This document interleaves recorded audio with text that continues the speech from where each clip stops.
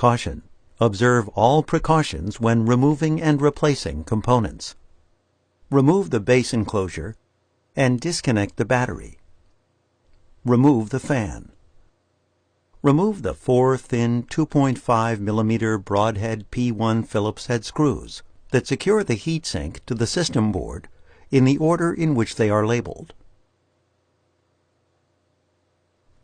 Lift the heatsink off of the system board.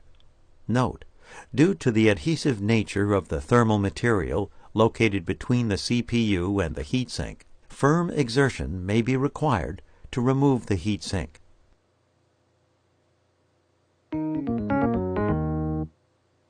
Note: before replacing the heatsink, the thermal material should be replaced.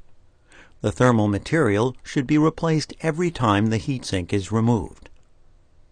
Carefully remove the old thermal grease from the heatsink and processor with an alcohol swab. Use the thermal grease applicator to apply the proper amount of thermal grease to the center of the processor. Carefully position the heatsink aligned over the processor and screw holes. Replace the 4 thin 2.5 mm broadhead P1 Phillips head screws to secure the heatsink to the system board in the order in which they are labeled.